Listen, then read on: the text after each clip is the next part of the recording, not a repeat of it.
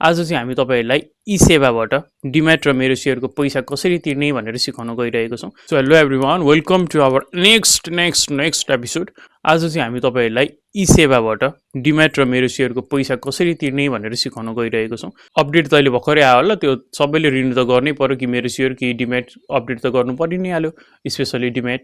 त्यसो भने तपाईले यो कसरी गर्न सक्नुहुन्छ, त्यो पनि ई-सेवाबाट। ई-सेवा त सबैको फोनमा छ, योबाट अलिक सजिलो पनि हुन्छ भनेर मैले ई-सेवाबाटै गर्न खोजे हो।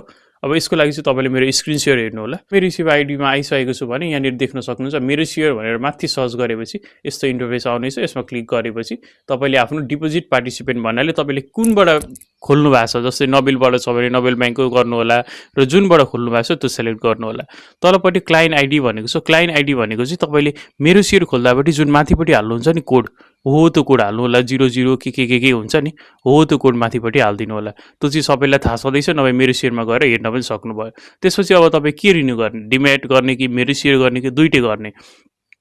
मेरो सेयर गर्दा चाहिँ 50 रुपियाँ लाग्नेछ भने डिम्याट गर्दा 100 रुपियाँ लाग्नेछ र दुईटै गर्दा 150 लाग्नेछ। अब मैले यसमा दुईटै गर्न गइरहेको छु, त्यसपछि मैले दुईटैलाई सेलेक्ट गरेको छु। यदि गरिसकेपछि तपाईले आफ्नो प्रोसिड भन्ने अप्सनमा क्लिक गर्नु होला।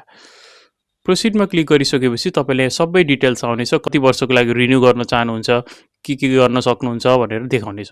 त्यसपछि म यहाँ देख्न सक्नुहुन्छ कति वर्ष रहेको छ भन्दाखेरि 1 2 3 4 10 सबै रहेको छ। मैले चाहिँ 10 वर्ष सेलेक्ट गरेको छु। त्यसपछि तलपट्टि पनि आफ्नो के भनेको छ हो त्यो डिम्याट कति वर्षलाई हो त्यो पनि सेलेक्ट गर्नु होला।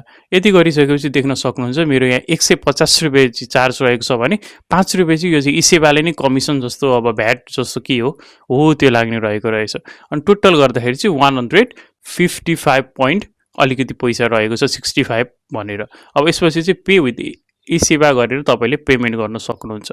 देख्नुभयो कति सजिलै तपाईले मेरो सेयर डिम्याट रिन्यु गर्न सक्नुहुन्छ भने तपाईले कुनै थर्ड पार्टी दोकानमा गएर पनि टेन्सन लिएर एक्स्ट्रा पैसा दिइरहनु पर्दैन। तपाईले घरमै बसेर एकदम इजी तरिकाले मेरो सेयर र डिम्याट एकाउन्ट रिन्यु गर्न सक्नुहुन्छ।